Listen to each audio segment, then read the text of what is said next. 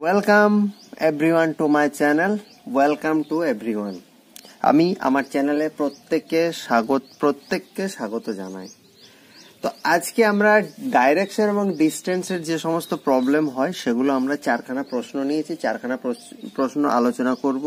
দেখো, এখান থেকে শ্যাডো দিয়ে একটা কনসেপ্ট হয়, সেটা আমরা অলরেডি ডাইরেকশন এবং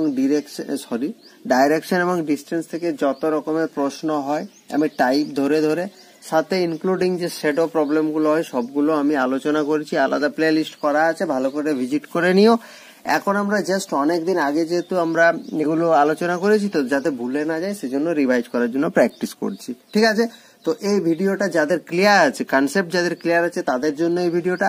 আর যাদের কনসেপ্ট ক্লিয়ার নাই যে কিভাবে ডাইরেকশন এবং ডিস্টেন্সের প্রশ্নগুলো সলভ করতে হয়, কত ধরনের এই চ্যাপ্টার থেকে প্রশ্ন হয়ে থাকে, তোমরা ডাইরেকশন এন্ড ডিস্টেন্সের যে আমার প্লে লিস্ট আছে সেখানে আগে ভিজিট করে কনসেপ্টটা ক্লিয়ার করো, দেন এই সেশনগুলো দেখো। ঠিক আছে, চলো শুরু করছি।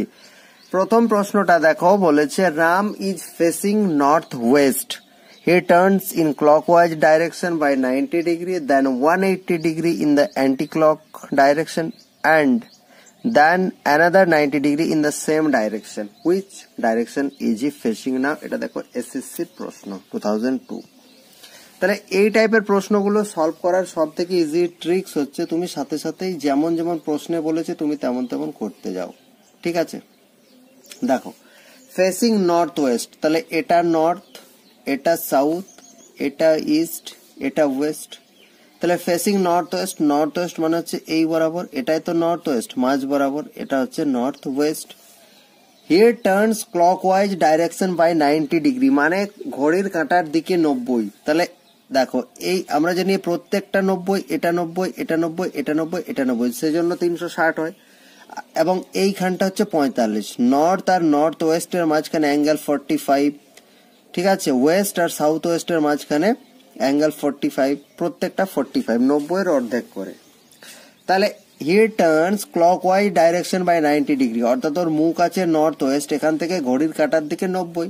তাহলে 90 যাবো মানে কি, এই গেলাম 45, আবার গেলাম 45, মানে এখন ওর মুখ আছে কোন দিকে? এখন ওর মুখ আছে দেখো নর্থ ইস্টের দিকে। ঠিক আছে, এখন ওর মুখ আছে নর্থ ইস্টের দিকে। এরপর প্রশ্নে বলছে দেন 180 degree in the anti clock direction, এখানে আছে তো এখান থেকে অ্যান্টি ক্লকে 180। তাহলে ভালো করে দেখো 45, 45, 90, তাহলে 90 যদি যায় তাহলে আর 90, আরো 90 যাবে, তাহলে 180। তাহলে এটা 45, এটা 45, এটা 45, আবার একটা 45, তাহলে 180 মানে আমরা জানি তো একটা সরল রেখা হয়ে যাবে। এখান থেকে 180 মানে জাস্ট এটা একই রেখায় থাকবে। তাহলে এখন ওর মুখ আছে কোন দিকে? ভালো করে দেখো সাউথ ওয়েস্ট। ঠিক আছে, তাহলে প্রথমে কি করলাম? প্রথমে নর্থ ওয়েস্ট থেকে 90 ডিগ্রি ঘড়ির কাঁটার দিকে গেলাম, সেখান থেকে 180 ডিগ্রি ঘড়ির কাঁটার বিপরীত দিকে গেলাম। তারপর কি বলছে? Then another 90 degree in the same direction. এই যে সেম ডাইরেকশন কথাটা বলেছে না, সেম ডাইরেকশন মানে লাস্ট যে ডাইরেকশনটা বলেছে, অর্থাৎ অ্যান্টি ক্লকে বলেছিল। তাহলে এখান থেকে আবার 90 degree anti clock.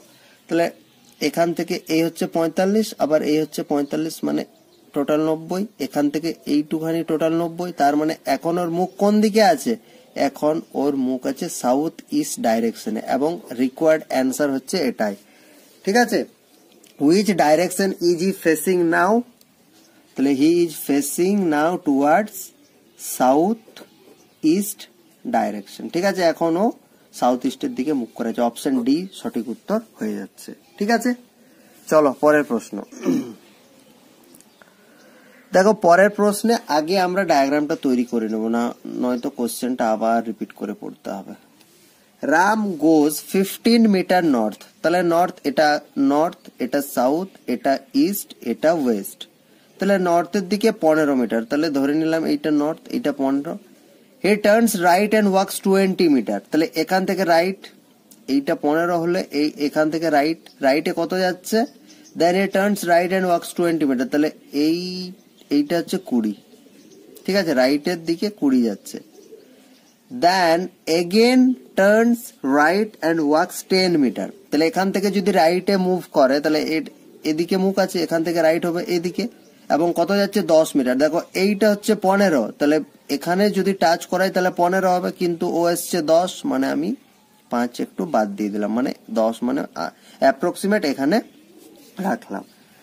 And again turns right and works 20, তাহলে এখান থেকেও আবার 20, এখান থেকে রাইট মানে এদিকে হচ্ছে, এখান থেকে রাইট মানে এদিকে আসছে। এটা যদি 20 হয় তাহলে এটাও 20 হবে, এবং ও এখন আছে এইখানে ধরে নাও। How far is he from the original, তাহলে অরিজিনাল বলতে তাহলে এখান থেকে শুরু করেছিল বাট এখনো আছে এখানে, তাহলে এই যে মাঝখানের ডিস্টেন্স এটা কত? তাহলে দেখো টোটাল এইটা ছিল কত 15, ও ফেরত এসছে 10, তাহলে মাঝখানে আর এইটা কত? এটা 5, ঠিক আছে, এইটা হচ্ছে 5, তাহলে 5 মিটার হয়ে যাচ্ছে সঠিক উত্তর। এখন অরিজিনাল পজিশন থেকে ও কত দূরে আছে? ও আছে 5 মিটার দূরে আছে। ওকে, বোঝাতে পারলাম। দেখো পরের প্রশ্নে চলে যাওয়া যাক। খুবই সোজা, কনসেপ্টটা যদি ক্লিয়ার থাকে এই অঙ্কগুলো সব থেকে মজা লাগে এই ধরনের প্রবলেমগুলো করতে, কারণ প্রশ্নটা প্রচুর বড় থাকে। একটা কথা মনে রাখবে, প্রশ্নটা দেখতে যত বড়, বিশেষ করে আমি অঙ্কের ক্ষেত্রে বলছি, অনেকে অঙ্কটাকে 6 লাইন 7 লাইন দেখে, যেমন পার্টনারশিপ, অংশীদারি কারবারের অঙ্কগুলো খুব বড় বড় হয়, বাট যত বড় হয় অঙ্কটা তার মানে তার মধ্যে তত বেশি ইনফরমেশন দেওয়া আছে, তার মানে সে অঙ্কটা সলভ করতে তোমাকে কম মাথা খাটাতে হবে। আর যত কম লাইনের অঙ্ক, 2 লাইনের অঙ্ক, 1 লাইনের অঙ্ক, তাতে কম পরিমাণ ইনফরমেশন দেওয়া আছে, মানে তোমাকে বেশি মাথা খাটাতে হবে। ঠিক আছে, চলো এর পরের প্রশ্ন দেখো, এটাও বানাই, এটাও এই বানালাম। নর্থ সাউথ ইস্ট ওয়েস্ট আমি আর লিখলাম না। Akash travel 4 kilometre straight toward south, তাহলে সাউথের দিকে ধরে নিলাম এটা হচ্ছে 4 কিলোমিটার, এটা ধরে নিলাম সাউথের দিকে 4 কিলোমিটার।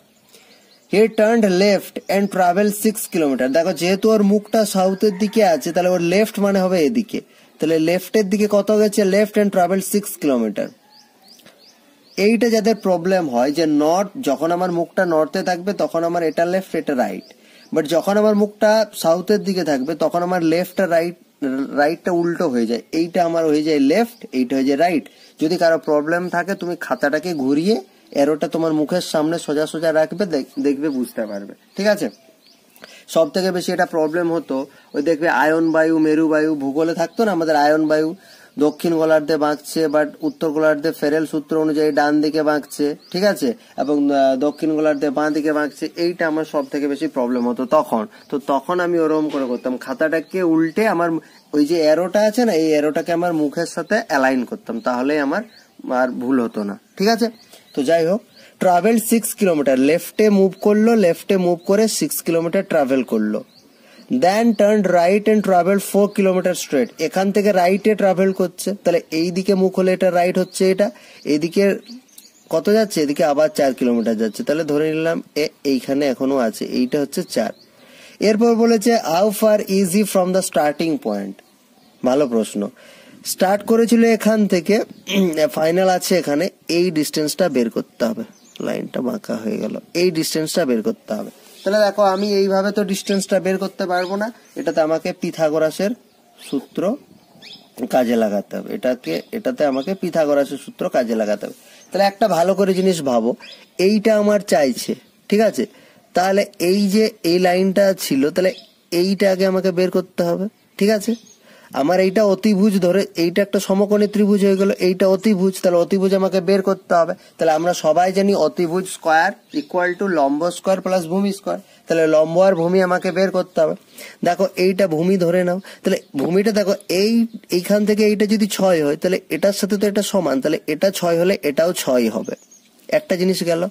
এরপর দেখো আমাকে লম্বটা চাইছে, প্রথমে এখান থেকে এটা ডিস্টেন্স কত? 4 ছিল, আবার দেখো এইটার ডিস্টেন্স কত? দেখো এইটা 4, তাহলে এখান থেকে এটা যদি 4 হয় তাহলে এখান থেকে এটাও নিশ্চয়ই 4ই হবে, তাহলে এটা হচ্ছে 4 + 4 8, তাহলে আমি লম্ব পেয়ে গেলাম 8, ভূমি পেয়ে গেলাম 6, আর আমাকে কেউ আটকাতে পারবে না অতিভুজ বের করতে।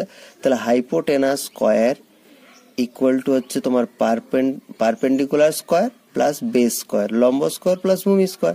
তাহলে হাইপোটেনাস স্কোয়ার যদি বের করবো তাহলে এখানে পারপেন্ডিকুলার লম্ব কত হচ্ছে 8, 8 স্কোয়ার মানে 64, ভূমি স্কোয়ার 6, 6 মানে 36, তাহলে ভালো করে যোগ করলে দেখো এটা 100 হচ্ছে, 6 আর 4 10 শূন্য হাতে 6 আর 3 10, তাহলে হাইপোটেনাস স্কোয়ার ইকুয়াল টু যদি 10 হয় তাহলে হাইপোটেনাস স্কোয়ার অতিভুজটা কত হবে? 10 হবে।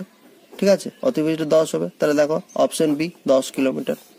ঠিক, যখন তোমাকে এমন একটা পয়েন্টে জানতে চাইবে যে পয়েন্টটা হঠাৎ করে মানে যে পয়েন্টটার সাথে এর ডাইরেক্ট কোনো কানেকশন থাকছে না, কোনাকুনি বের করছো, তখন কিন্তু তোমাকে পিথাগোরাসের সূত্রের সাহায্যে লম্ব স্কোয়ার ইকুয়াল টু ভূমি স্কোয়ার প্লাস অতিভুজ স্কোয়ার করে তোমাকে বের করতে হবে আনসারটা। ঠিক, চলো আশা করি ক্লিয়ার করতে পারলাম। যদি কারো কোনো সমস্যা থেকে থাকে আমাকে কমেন্টে জানাবে, আর টেলিগ্রামে জানাবে, যেখানে খুশি জানাতে পারো, আমি সলভ করার চেষ্টা করতে পারি। নেক্সট প্রশ্ন, চলো এটা দেখো এসএসসি সিজিএল প্রিলিমস এর প্রশ্ন 2016। ঠিক আছে, চলো করা যাক।